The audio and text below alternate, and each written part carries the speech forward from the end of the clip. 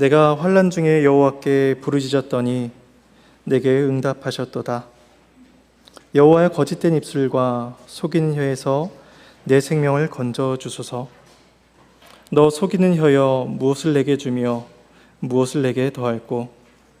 장사의 날카로운 화살과 로뎀나무 숯불이로다. 매색에 머물며 계달의 장막 중에 머무는 것이 내게 화로다. 내가 화평을 미워하는 자들과 함께 오래 거주하였도다. 나는 화평을 원할지라도 내가 말할 때에 그들은 싸우려 하는도다. 하나님의 말씀입니다. 하나님께 감사합니다. 지난 한 주간 그리스도의 평안이 여러분들의 삶 가운데 가득하셨기를 바랍니다. 저마다 살아가는 환경은 다 다르지만 죄된 가운데 살아가는 우리들의 인생은 늘 고단합니다. 기쁨과 즐거움이 있는 듯 하지만 고통의 문제가 끊임없이 지속되는 우리들의 삶을 보면서 우리의 소망이 하나님께만 있음을 다시금 생각하게 됩니다. 오늘 본문의 시편 성도 또한 만족된 생활 가운데 하나님 앞에 나아가는 것이 아니라 고통 속에서 그 신앙의 여정을 출발하는 것을 보게 됩니다. 우리는 오늘 말씀을 통해서 우리에게 주어진 삶을 돌아보며 하나님의 도우심을 역시 구해야 할 것입니다. 먼저 1절과 2절은 성도의 부르짖음을 이야기하고 있습니다. 우리 1절과 2절 함께 읽어보도록 하겠습니다. 내가 환난 중에 여호와께 부르짖었더니 내게 응답하셨도다. 여호와여 거짓된 입술과 속이는 혀에서 내 생명을 건져 주소서. 오늘 본문은 하나님을 향한 기도로 시작합니다. 1절에서 부르짖었다 이야기하고 2절에서는 내 생명을 건져 주소서 말하고 있는데 이 모든 것이 기도의 자세를 보여주고 있습니다. 성도는 기도해야 합니다. 기도하라는 것이 하나님의 명령이기도 하고 또 그 기도를 통해서 우리들의 연약한 본성이 강해지기 때문입니다. 우리는 우리의 기도를 들으신 하나님을 바라며 그 하나님의 성품에 의지하여 하나님께 기도해야만 합니다. 하나님과 우리가 은혜로운 언약에 의해서 그 관계가 맺어졌기 때문에 하나님께서 우리의 아버지가 되신다라는 그런 관계성의 기초에서 하나님께 기도로 나아가야 하는 것입니다. 그러므로 하나님께 기도한다라는 것은 그냥 단순히 우리들의 넋두리, 삶의 푸념을 주 앞에 늘어놓는 것이 아닙니다. 뜨겁고 열심히 정성을 다해서 부르짖는다라고 해서 그것이 기도다라고 말할 수도 없는 것이죠. 넋두리는 사람 앞에서도 할 수 있고 또 술 마시고 맹정신이 아닌 상태에서도 할 수 있는 게 푸념입니다. 반면에 기도는 지각의 활동이고 또 신뢰의 활동입니다. 하나님에 대한 지식 가운데 시작을 하고 하나님에 대해 알아가는 게 우리들의 기도입니다. 따라서 우리는 신앙의 그 기도 속에서 믿음과 확신을 배워가야 하는 것이죠. 오늘 오전에 입교 세례식이 있었는데 입교를 한 친구들은 어렸을 때에 유아 세례를 받았습니다. 그래서 어려서부터 부모님과 교회의 가르침 속에서 계속해서 경건한 훈련을 받아왔고 이제 자신의 믿음으로 신앙을 고백하게 되었습니다. 어른들 같은 경우는 이제 장년이 되어서 신앙생활을 하게 되었고 이제 믿음을 고백하며 세례를 받게 된 것이죠. 1년 동안 하이델베르크 요리문답을 통해서 하나님과 성경에 대해서 배웠다면 이제 유아 세례, 입교와 세례를 받은 이 모든 교우들은 그 말씀의 기초에서 자신의 삶에 하나님을 경험하는 일이 이제 필요하게 된 것입니다. 그 기도가 하나님을 경험하는 중요한 수단이 될 것입니다. 이것은 모든 성도들의 공통된 수단인 것이죠. 그래서 시편 기자는 이러한 기도를 하나님께 올립니다. 그리고 하나님을 경험하게 됩니다. 그래서 1절에서 부르짖었더니 내게 응답하셨도다 라고 말을 하고 있죠. 일부 학자들은 오늘 본문에서 하나님의 응답이 나타나지 않는다 라고 해서 응답하셨다는 것이 과거에 있었던 일이다 라고 말을 하기도 합니다. 과거의 경험을 기반으로 하고 있든 아니면 당장의 기도의 응답을 받았든 그것은 중요하지 않습니다. 본문이 말하고자 하는 것은 이 성도가 혼란 가운데 주 앞에 기도하고 있다라는 것이죠. 그래서 2절에서는 부르짖음의 내용이 소개됩니다. 거짓된 입술과 속이는 혀에서 내 생명을 건져주시옵소서. 거짓된 입술이란 말에는 배신적인 행위를 뜻하는 그런 거짓말을 뜻하고 의미하고 있습니다.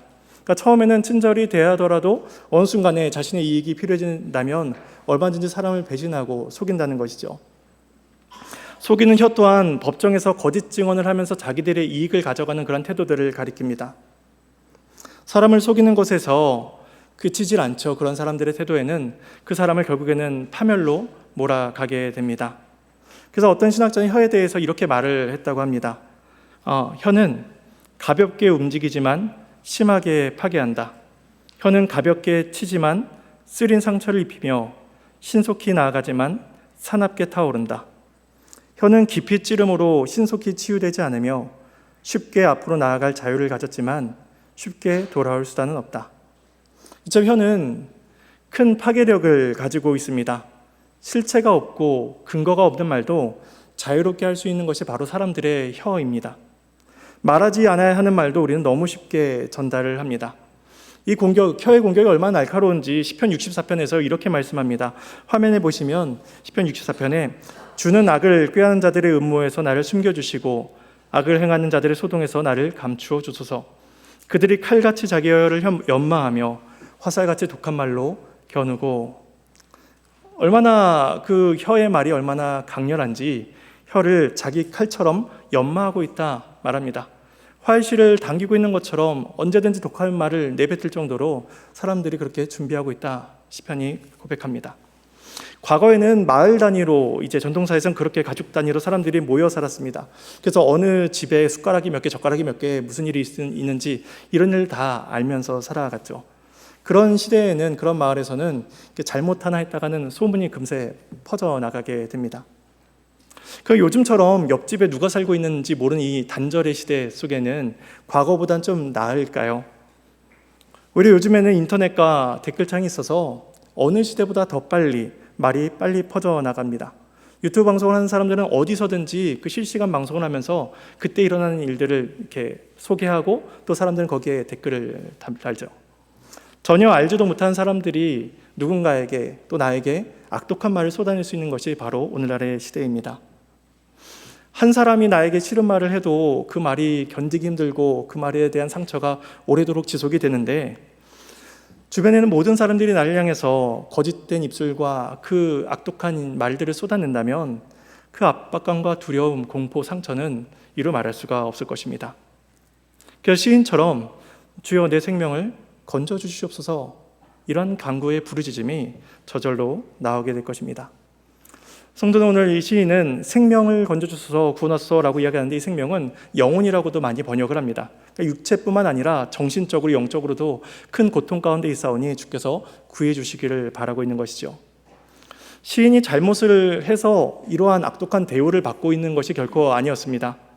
이후에 6절과 7절에서 나오지만 이 시인은 화평을 원하고 있습니다. 그런데 돌아오는 것은 그들이 싸우려 하고 있고 그들이 우리를 미워합니다.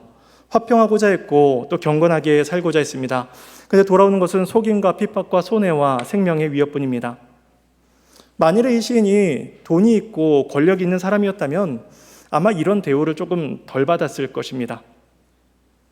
요즘 우리가 매일 성경 본문인 그 아모스서에서 보면은 선지자의 비판을 받고 있는 사람들은 대부분 부유한 사람들입니다. 지도층들, 권력자들이죠.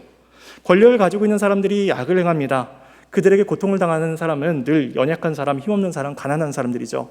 가진 것 없고 영향력 없고 빽 없는 사람들이죠. 오늘 본문의 시인이 이러한 고통을 받는 것 역시도 그 시인도 세상에서 아무런 힘이 없었기 때문입니다. 이런 사람에게, 이러한 성도에게 기댈 수 있는 것은 오직 하나였습니다. 한 분이었죠. 바로 여호와 하나님입니다. 이 사람이 얼마나 여호와를 간절히 찾고 있는지 1절 원어에서는 여호와께라는 말로 먼저 시작을 합니다. 그래서 여호와께 환난 중에 내가 부르짖었더니 여호와를 부르면서 시작을 하죠.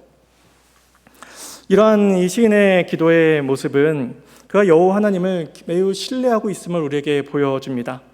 그 하나님만이 공경에 처한 자신을 긍휼히 여기사 구원해 주실 것임을 굳게 확신하면서 기도하고 있음을 우리에게 짐작하게 합니다. 그래서 2절에서도 역시 여호와여라는 말로 시작을 하고 있죠. 이것은 시인이 하나님을 얼마나 신뢰하면서 얼마나 하나님만을 바라고 있는지를, 그 사람의 모습을, 영적인 상태를 보여줍니다. 사람들은 어려울 때 가장 신뢰하고 가장 도움이 될 만한 것들을 바로 떠올립니다. 영화 범죄와의 전쟁에서 최민식 씨가 이게 손에 수갑이 차인 채로 하는 대사가 있습니다. 너그 서장 남천동 살제. 내가 그 사장이랑 사우나도 가고 밥도 먹고 이런 이제 대사를 하죠. 그 대사 이후에 이제 그 영화에 나오는 배우들이 이제 어떤 그 혈연, 지연 이런 걸 통해서 이제 모이기 시작했다라고 사람들이 평가를 합니다. 어려울 때 돈을 가장 먼저 떠올리는 사람이 있을 것이고 또 가장 힘이 될 만한 누군가를 떠올리는 것도 사람들이 있을 것입니다. 여러분들은 가장 힘들 때 뭐가 떠오르시나요? 시인이 떠오른 것, 시인이 바란 것은 바로 여호와 하나님입니다. 연약한 자, 비방, 조소에 둘러싸여 있는 사람을 긍휼히 여길 분은 오직 하늘에 계신 하나님이심을 그가 알고 있었습니다. 그래서 하나님께 구원을 간구한 이 시인은 이제 대적들을 향한 저주를 토로합니다. 그게 이제 3절과 4절 말씀인데 함께 읽어보겠습니다. 너 속이는 혀여 무엇을 내게 주며 무엇을 내게 더할꼬 장사의 날카로운 화살과 로뎀나무 숯불 이리로다. 이 무엇을 내게 주면 무엇을 내게 더할꼬 라는 이 표현은 고대 근동에서 맹세를 할 때 사용되는 표현입니다. 그래서 한쪽 사람이 약속을 어기는 자에게 친히 무엇을 주며 어떠한 심판을 더하겠는가 라고 말을 한다면 이 다른 한편 맹세를 하는 또 다른 편의 사람이 이러이러한 저주와 심판이 있을지어다 라고 대답하면서 그 두 사람의 맹세가 체결이 됐던 것이죠. 이 시인은 고대 사회에서 익숙했던 이 맹세의 표현들을 사용함으로써 악한 자에게 하나님의 심판과 저주가 임할 것을 확신하고 있습니다. 그가 구한 내용은 두 가지입니다. 하나는 장사의 날카로운 화살, 또 하나는 로뎀나무 숯불입니다. 과거 전쟁에서 가장 강력했던 무기 하나를 이야기한다면 바로 화살일 것입니다. 가까이 가서 근접해서 칼을 휘둘며 싸울 필요가 없는 것이죠. 그냥 멀리서 화살을 한 방 쏘면 날아가서 그 사람을 관통하고 죽입니다. 그리고 이러한 화살이 나중에는 총, 미사일로 바뀌게 되죠. 이처럼 치명적인 공격이 그들에게 임하기를 바랍니다. 시편 기자가 이렇게 화살과 같이 날카로운 화살이 그들에게 임하기를 바랬던 까닭은 뭐냐면 그들의 공격, 나를 향한 그들의 공격이 바로 날카로운 화살과 같았기 때문입니다. 그래서 2절에서 속이는 혀에서 건져주시옵소서라고 고백을 했는데 잠언 25장 18절에서 속이는 것에 대해서 이렇게 말씀을 합니다. 화면에 보시면 자기 이웃을 쳐서 거짓 증거하는 사람은 방망이요, 칼이요, 뾰족한 화살이니라. 이 거짓되는 말, 속이는 혀, 이 말을 하는 사람들의 그 위력이 방망이, 칼, 화살과 같다라고 이야기하는 것이죠. 모두 다 상대방을 위해하는 것입니다. 그들이 나를 향해서 계속해서 뾰족한 화살을 쏘고 있으니 하나님께서 동일하게 저들에게도 뾰족한 화살을 쏴주시옵소서, 장사의 화살을 쏴주시옵소서라고 그들의 행한 것에 대한 보응을 간구하고 있습니다. 그리고 또 시인이 구하는 것은 로뎀나무 숯불을 내려주시옵소서라고 기도합니다. 화살은 강력한 무기이지만 단점이 있다면 화살은 한 방에 한 사람밖에 죽이질 못합니다. 그런데 불은 여러 사람에게 해를 가할 수가 있습니다. 집도 성도 무너뜨릴 수 있는 게 바로 불이죠. 그리고 로뎀나무는 이 열을 오래 간직하는 그런 성질을 가지고 있어서 여행자들이 즐겨 사용하는 나무였다고 합니다. 그런 점에서 로뎀나무 숯불은 이 꺼지지 않는 하나님의 심판의 지속성, 영원성을 보여주죠. 그 성경 역시 숯불로서 하나님의 심판을 표현하곤 합니다. 시편 140편 10절에 보시면 이렇게 말씀을 합니다. 뜨거운 숯불이 그들 위에 떨어지게 하시며 불 가운데와 깊은 웅덩이에 그들로 하여금 빠져 다시 일어나지 못하게 하소서. 로마서 12장 20절에서는 내 원수가 줄이거든 먹이고 목마르거든 마시게 하라. 그리함으로 내가 숯불을 그 머리에 쌓아놓으리라. 하나님의 도우심을 확신하는 사람만이 이러한 기도를 올릴 수가 있습니다. 숯불을 그들에게 올려주시옵소서. 공의로우신 하나님께서 그들의 죄를 보시고 자신의 불쌍한 처지를 바라보고 계시다라는 사실을 아는 사람만이 이런 기도를 할 수가 있는 것입니다. 시인은 단순히 상대방이 마음에 안 든다라고 해서 이런 기도를 하고 있는 것이 아닙니다. 내 마음에 안 드는 행동을 해 밉보여서 저주나 받아라, 화살이나 받아라 이렇게 기도를 하는 것이 아니죠. 이런 건 세상에 있는 무당 사람들도 합니다. 무당에서 이렇게 살을 날린다고 이야기하죠. 근데 시인은 그런 저주의 기도를 하고 있는 것이 아닙니다.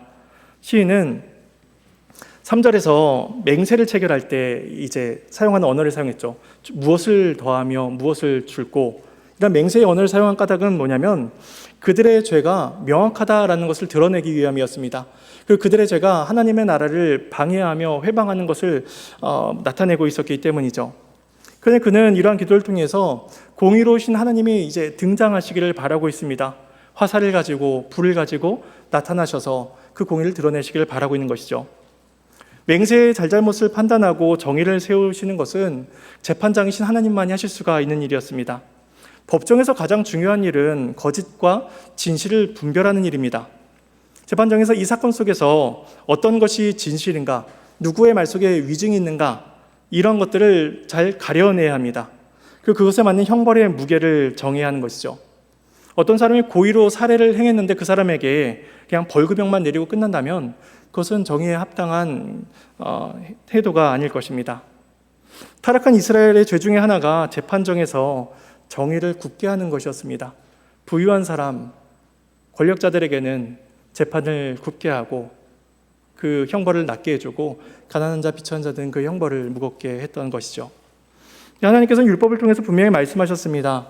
레위기에서 상처는 상처로, 눈은 눈으로, 이에는 이로 갚을지라 말씀하시면서 하나님의 공의가 그 나라 가운데 실현되어야 된다라고 말씀하셨습니다. 시편 기자는 그 하나님의 공의로우심이 나타나기를 바랍니다. 그리고 악을 한 자들에게 공의의 심판이 임하기를 기도한 이 시인은 이제 거짓과 속임수로 가득 찬 그 땅에서 떠나고자 하는 갈망의 고백을 하고 있습니다.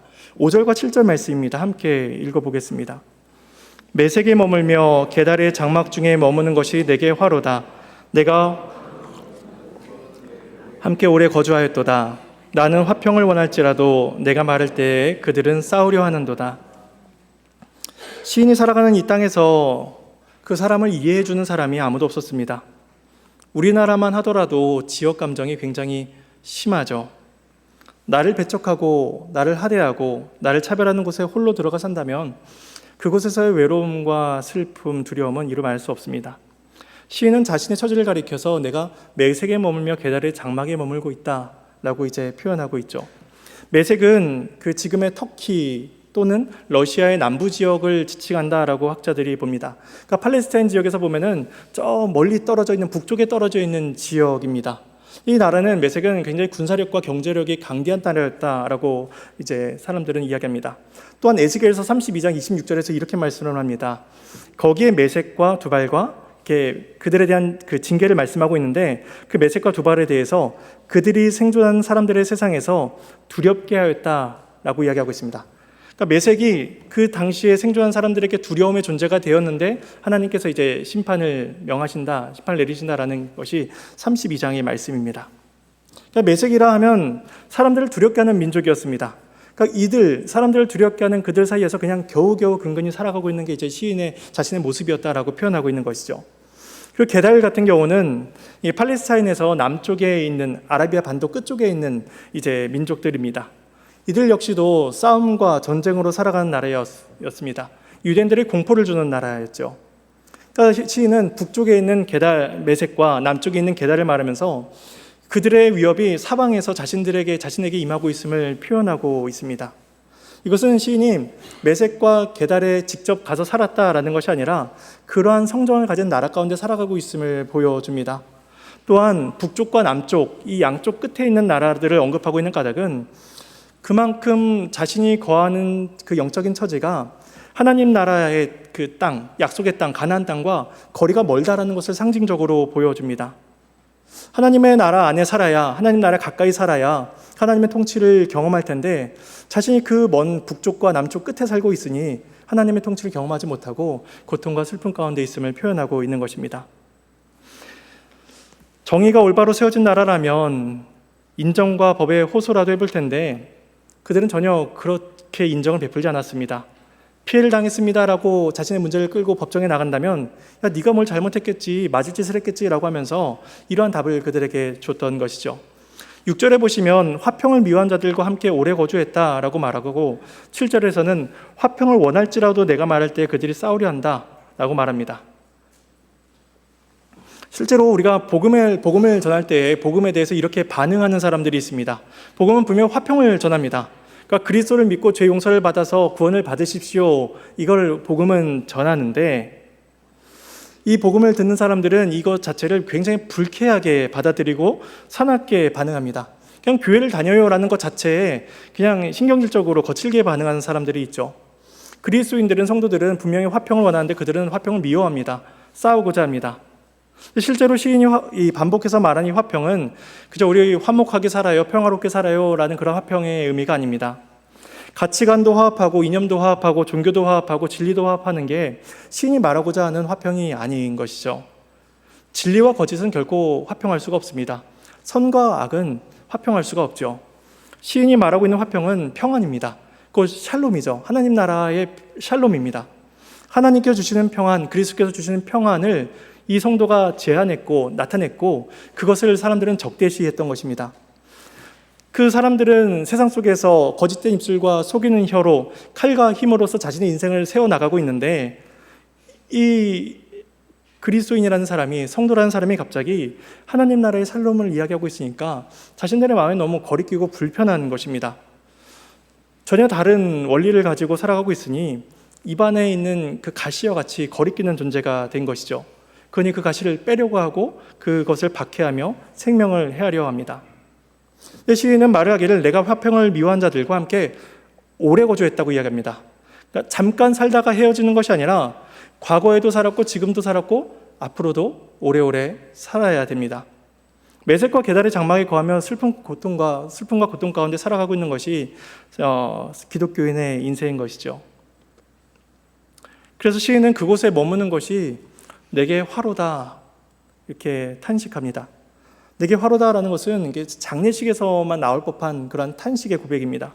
근데 그 장례식의 고백이 자신을 향해서 이제 하고 있는 것입니다. 자신의 인생이 죽음과도 같이 암울합니다. 고통스럽죠. 아무도 자신을 도와줄 사람, 자신에게 호의적인 사람이 아무도 없습니다. 이러한 기독교인의 삶에 대해서 예수님께서도 요한복음 15장 19절에서 이렇게 말씀을 하셨습니다. 너희가 세상에 속하였으면 세상이 자기의 것을 사랑할 것이나 너희는 세상에 속한 자가 아니요 도리어 내가 너희를 세상에서 택하였기 때문에 세상이 너희를 미워하느니라. 너희가 세상에 속하였으면 세상이 너희를 자신들의 것, 그러니까 세상에 속한 자기들의 소유, 동질된 존재로서 여기고 그렇게 너희들을 사랑할 것이었다는 거죠. 근데 너희들이 세상에 속하지 않았다는 것을 그들이 눈치챈 이상 그들을, 성도들을 미워한다라고 예수님께서도 말씀을 하셨습니다. 그러니까 이 시인의 기도, 나를 도우소서라는 이 시인의 부르짖음은 세상에서 미움을 받으며 살아가는 성도의 기도입니다. 매색과 계대리 장막에서 오는 고통 가운데 부르짖으오니 나를 응답해 주시며 내 생명을 건져주소서. 이 기도는 결국 성도의 기도이며 우리들의 기도여야만 합니다. 그런데 이런 기도가 나오지 않는 경우가 있습니다. 어떤 경우일까요? 매색과 계대리 장막이 전혀 어색하지 않은 것입니다. 그것이 불편한 것이 아니라 너무 편하고 좋은 것입니다. 그러면 이런 기도를 할 필요가 없죠. 매색과 계대리 나의 고향이 오니 나의 집이 오니 이곳이 만족스럽습니다라고 이렇게 기도하게 되겠죠. 한번 생각해 보겠습니다. 교회에서의 마음이 편하신가요? 6일 동안 세상에서 살아갈 때의 마음이 편하신가요? 교회에서 만나는 교우들과의 만남이 편하신가요? 세상에서 만난 사람들과의 만남이 편하신가요? 만약에 세상은 너무 편하고 세상은 너무 좋고 교회는 올 때마다 조금 불편하고 조금 이상하다면 뭐가 바뀌어진 것이죠. 시인이 말하는 계달과 매색은 우리가 살아가는 이 세상입니다. 우리는 이 세상을 살아가면서 시인이 경험했던 이 고통을 우리 또한 겪어야 합니다. 예수님께서 말씀하신 세상이 너희를 미워할 것이다. 그 미움을 받아야 하는 것이죠. 우리는 이 세상에서 완전한 행복을 누릴 수가 없습니다. 하지만 그럼에도 시인이 얘기했던 것처럼 내가 오래 이곳에 살았다, 내가 오래 살아야 된다라는 그 고백이 우리 가운데 절로 나올 수밖에 없습니다. 하나님께서 우리를 이렇게 살게 하셨습니다. 계달과 매색 장막에서 그냥 오래 거주하게 하셨습니다. 절은 산속에 들어가서 개인적으로 수양하며 살게 하는데 교회는 도리어 도시 가운데 짓게 하시고 도시 안에서 빛을 드러내면서 살게 하셨죠. 계달과 매색에서 분리될 수 없는 게 교회이며 성도들의 삶입니다. 하나님께서 그럼 왜 이렇게 우리를 이렇게 살아가게 하셨을까요? 요한일서 4장 4절에서 이렇게 말씀을 하십니다. 우리 함께 말씀을 읽어보겠습니다. 자녀들아 너희는 하나님께 속하였고 또 그들을 이겼나니 이는 너희 안에 계신 이가 세상에 있는 자보다 크심이라. 하나님께서 우리를 미움을 받으며 살아가게 하신 까닭은 뭐냐면 이 세상에서 하나님의 크심을 경험하라는 것입니다. 하나님의 크심을 경험하는 데 오는 만족과 기쁨과 믿음의 확신을 누려야 한다는 것이죠. 그래서 사도 요한이 이렇게 말합니다. 너희는 세상이 아니라 하나님께 속한 자들이다. 하나님은 너희를 미워하는 세상보다 크신 자이다. 그런데 그분이 너희 안에 계신다라고 이야기합니다. 그러니까 이 요한은 두 가지를 이야기하고 있죠. 너희가 하나님께 속해 있다. 그리고 너희 안에 하나님이 존재하신다라고 이야기합니다. 그래서 하나님께서 우리 인생 가운데 결코 떨어지지 않은 분임을 요한은 우리에게 확증하고 있습니다. 그래서 우리는 그 가운데서 세상을 이겨나가는 그 경험을 하게 됩니다. 남들보다 권력을 더 가지고 남들보다 더 힘을 가져서 승리하는 경험이 아니라 분명히 내 인생은 패배하는 것 같습니다. 내 인생은 세상 사람들보다 느리게 걸어가는 것 같고 고통에 찌들어 가는 것 같은데 그 가운데 이기는 승리를 경험케 하신다는 것입니다. 메섹과 게달의 권세가 가장 큰 줄만 알고 그들을 두려워하며 살았는데 알고 보니 우리 안에 계신 하나님께서 이 세상보다 더 크시다라는 사실을 우리는 알아가고 있는 것입니다. 지식으로 배우고 교리로 배웠던 것들이 경험으로 우리에게 주어져야 하는 것이죠. 이것이 신앙생활이며 이것이 성도가 바랬던 샬롬이며 복입니다. 오늘 본문은 성전으로 올라가는 노래의 첫 번째 위치에 있습니다. 그리고 이제 121편부터 쭉 이어지게 되죠. 근데 이 시편이 제일 처음 성전 올라가는 노래 중에 제일 처음에 위치한 까닭은 아마 이러할 것입니다. 세상에서 살아가는 이 성도가 이제 눈을 들어서 성전을 바라보며 이제 출발하는 모습을 그려주고 있기 때문이죠. 이 메섹과 게달의 장막을 떠나서 성전을 향해 나아가는 그 첫 걸음, 그 발걸음이 이 성도에게 얼마나 가벼웠을까요? 그 성전을 향해 나아가는 그 마음의 기대와 기쁨이 얼마나 충만하고 기대가 컸을까요? 이것은 세상으로 도피해야 된다는 것이 아닙니다. 성도는 하나님께 나아가서 진정한 평안을 누리고 다시 자신의 집으로 돌아가야 됩니다.